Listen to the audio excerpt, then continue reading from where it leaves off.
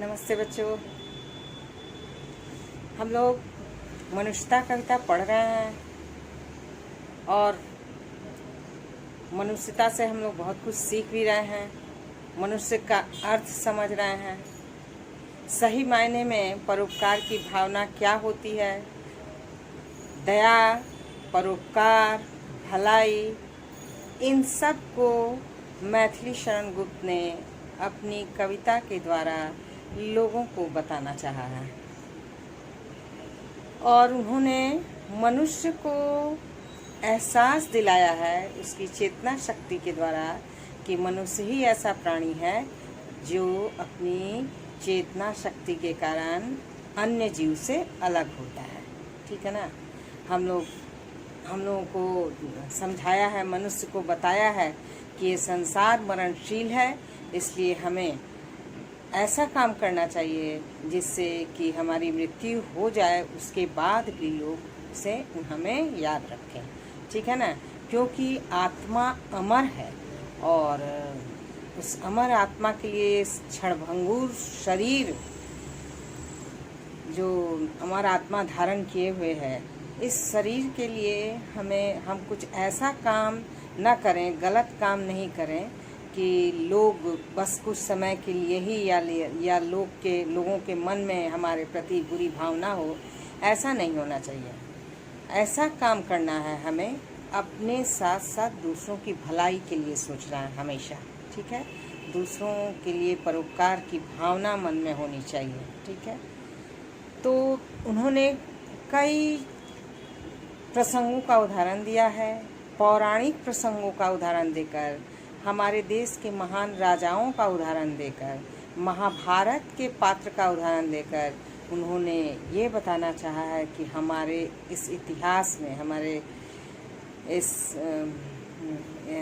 हमारे जो पौराणिक जो कथाएं हैं, इतिहास की जो कथाएं हैं, उसके जो पात्र हैं, उन लोगों ने कैसे अपनी जनता के लिए, लोगों के लिए त्याग किया है, इसको उन्होंने बताया है।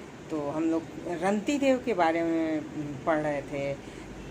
उशीनर राजा का नाम आएगा, जो कि बहुत ही त्यागी पुरुष थे, महाभारत के पात्र हैं, जिसकी परीक्षा इंद्रदेव ने ली थी।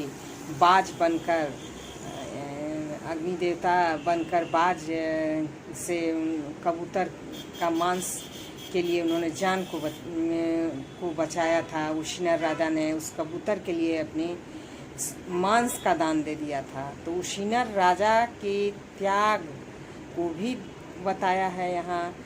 कर्ण के बारे में आप जानते हैं कि कर्ण कितने दानी पुरुष थे, जिनके कवच और कुंडल को कैसे मांगने पर उन्होंने दे दिया, अपना मांस काट करके दे दिया कवच और कुंडल।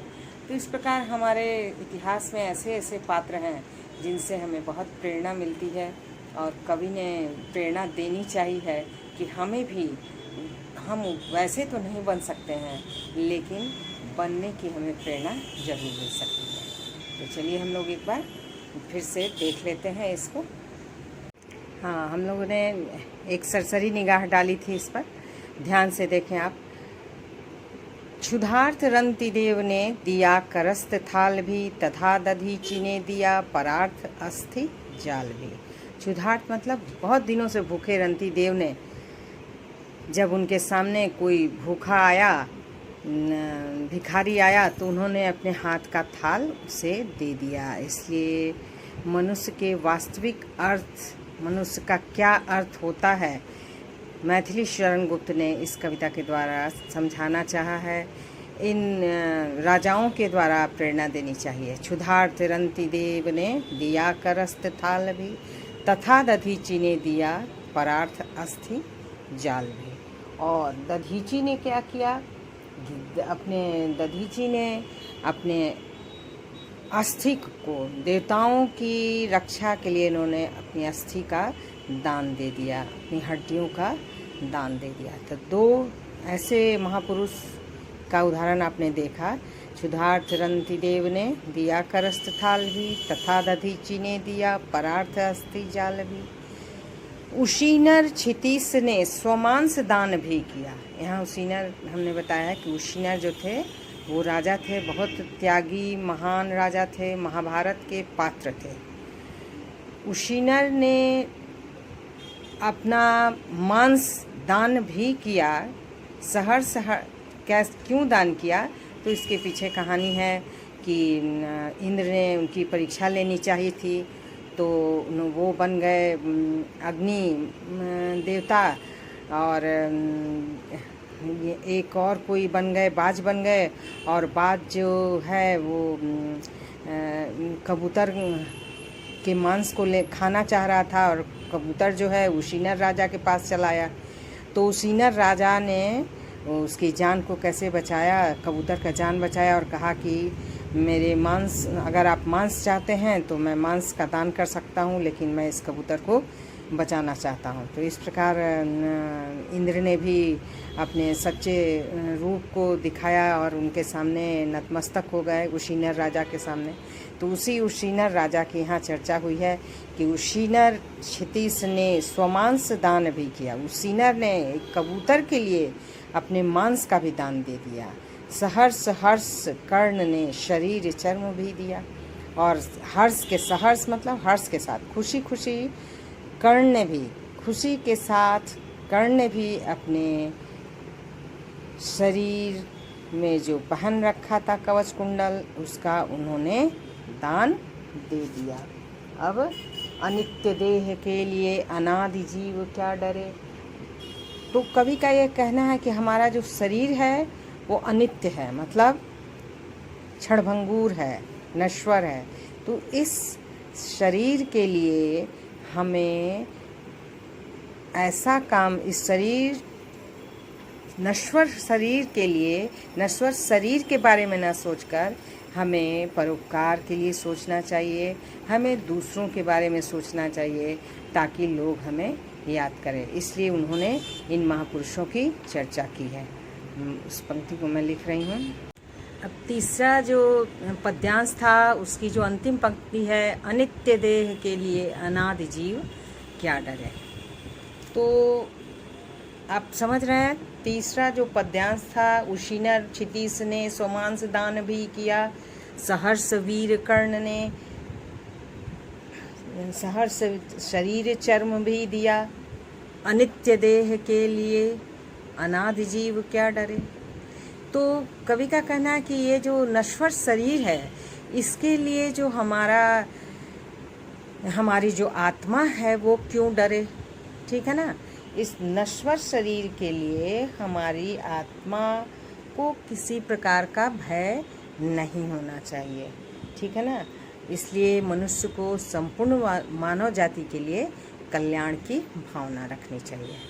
ना समझ में आ गई बात कि तीसरे पद्यांश में उन्होंने पौराणिक कथाओं का उदाहरण दिया है, महान राजाओं का उदाहरण देकर उनके परोपकार को बताया है, उनके धैर्य को बताया है, उनकी दया की भावना के बारे में बताया है कि हमें भी उनसे प्रेरणा लेनी चाहिए और वैसा ही व्यवहार दूसरों के साथ करना चाहिए।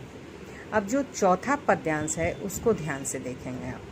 सहानुभूति चाहिए महाविभूति है यही, वशीकृता सदैव है बनी हुई स्वयं मही।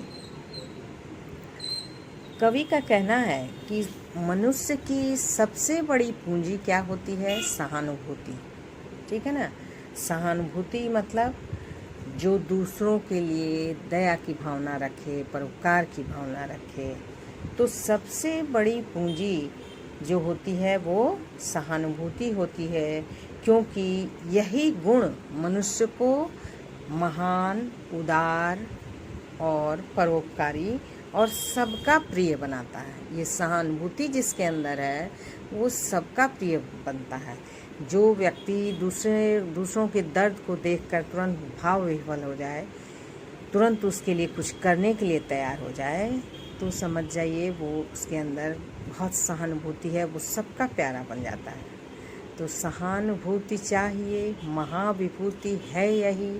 तो कवि का कहना है कि सभी मनुष्य के अंदर सहानुभूति होनी चाहिए, क्योंकि ये मनुष्य का सबसे बड़ा गुण होता है, सबसे बड़ी पूंजी होती है, और इसी से महान बनता है मनुष्य, ठीक है ना। इसी के कारण वशीकृता सदैव है, बनी हुई स्वयं मही। इसी के कारण, मही मतलब पृथ्वी जो है वो इस ऐसे मनुष्य के वश में हो जाती है, ठीक है ना। वशीकृता सदैव है, बनी हुई स्वयं मही। जो दूसरों के साथ दया, करुणा, सहानुभूति का व्यवहार करता है, ऐसे महान व्यक्तियों के वश में ये धरती सदा से हो जाती है और उन्हीं के वश में हो जाती है, ठीक है ना। तो महान जो विभूति होते हैं, महान लोग जो होते हैं, इस संसार के महापुरुष लोग जो हैं विभूति, वो हमेशा ही दूसरों को क्या देते हैं, सहानुभूति देते हैं, ठीक है। सहानुभूति चाहिए, महाविभूति है यही। वशीकृता सदैव है, बनी हुई स्वयं मही। विरुद्धवाद बुद्ध का, दया प्रवाह में बहा।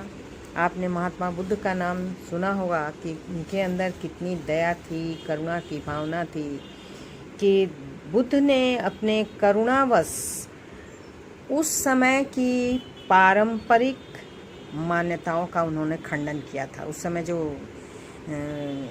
मान्यताएं चल रही थी, रूढ़िवादिता थी, उन सब का उन्होंने खंडन किया। तो लोगों ने तो सबसे पहले, कुछ लोगों ने तो विरोध किया, लेकिन बाद में सब उनके वश में हो गए। तो पहले यहाँ तक अच्छी तरह से समझ जाइए, फिर मैं अगले क्लास में इसको दोहराऊंगी। विरुद्धवाद बुद्ध का, दया प्रवाह में बहा, मतलब कि महान विभूति वही होते हैं, बुद्ध भी वैसे ही महापुरुषों में से एक थे, जिन्होंने करुणावश उस समय की पारंपरिक मान्यताओं का विरोध किया था, और विरोधी लोगों को भी मानना पड़ा था कि बुद्ध जो हैं कितने बड़े महापुरुष थे, उनके अंदर कैसी करुणा की भावना थी, ठीक है। यहीं तक रहने देते हैं, फिर आगे देखेंगे। तो बच्चों, आप लोगों ने समझ लिया है होगा कि इन सारी बातों को, और भाषा कौन सी है पता है आपको ना, कि खड़ी बोली भाषा है। यहाँ मैं लिख देती हूँ, खड़ी बोली।